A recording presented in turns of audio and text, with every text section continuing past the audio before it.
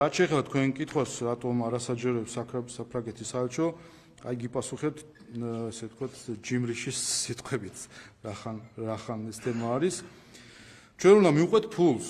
თუ დასამალი არაფერია, მაშინ წინააღმდეგობა რატომ არის? ამას ვეთყოდი მე საფრანგეთის ელჩს. თუ დასამალი არაფერია, რატომ მალავს მაშინ და რატომ არის წინააღმდეგობა? განცხადება იყო, კონკურსი იყო და არის მარტივი შეკითხვა, რომელიც აქვს საზოგადოებას. ამ კიდევ ერთხელ მე ყველა ელჩს ვახსენებ, რომ ისინი ამ ქვეყანაში არიან სტუმრად. ეს არის პრივილეგია ნებისმიერი დიპლომატისთვის, ორგანიზაციისთვის, პრივილეგია არის, რომ მათ აქვს შესაძლებლობა, რომ მონაწილეობა მიიღონ ქვეყნის საზოგადოების განვითარებაში. ეს პრივილეგია მოდის პასუხისმგებლობასთან ერთად. ეს ესე არ არის, რომ ჩახვიდე ქვეყანაში, ფულები აქეთ-იქით ყარო და მე პასუხისმგებლობას არ გზნობდე, ამ ფულით რა ხდება. ესეთი გამოცდილება სამწუხაროდ ზოგიერთ ქვეყანას და ორგანიზაციას აქვს. როდესაც შემდეგ აღმოაჩენდნენ ხოლმე წლების შემდეგ, რომ ექსტრემისტები დაუფინანსებიათ, რომ პოლიტიკოსები დაუფინანსებიათ და ასე შემდეგ. ასე რომ ამიტომაც მნიშვნელოვანია, უპირველეს ყოვლისა, თავად საფრანგეთისთვის არის ეს დაცვის საშუალება, რომ ამ მხრივ იყოს გამჭვირვალე.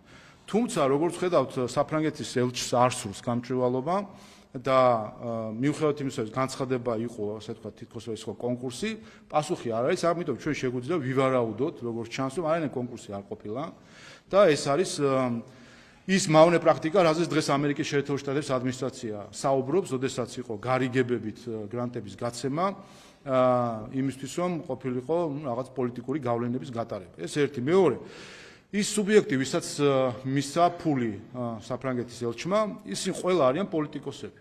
ადამიანი ირაკლი ხვადაგიანი პარლამენტის წევრი იყო, ამ პარლამენტის წევრი, ათეულში შედიოდა ნაციონალ მოძრაობის. მეორე გიორგი კანდელაკი, ადამიანი, რომელიც ნაციონალ მოძრაობის იდეოლოგი იყო, როცა ის იყო ხელისუფლებაში. და ის წამების და რეკეტის სისტემის თანაშემოქმედია. ამ ადამიანს დაუნიშნა დღეს ხელფასი საფრანგეთის ელჩმა. მე მგონი შეურაცხყოფელი არის ეს განცხადებები. ხა აქ სულელი არავინ არ არის. და მე მგონი საფრანგეთის საელჩომაც ესეც უნდა გაიგოს, აქ სულელი არავინ არ არის. და რომ დავიჯეროთ ის, რომ პოლიტიკოსებს თან რადიკალური პარტიების წარმომადგენლებს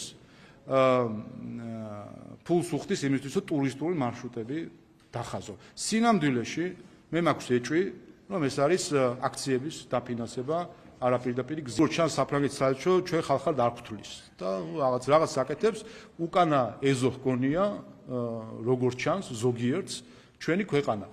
ესეც ნანახი გვაქვს, ეს კინოც ნანახი გვაქვს. ხან მოსკოვს ვეგონეთ უკანა ეზო, ხან რომელ დედაქალაქს და ხან რომელ დედაქალაქს ვეგონეთ უკანა ეზო. ნანახი გვაქვს. 3000 წელი ამ ისტორიას ვუყურებთ.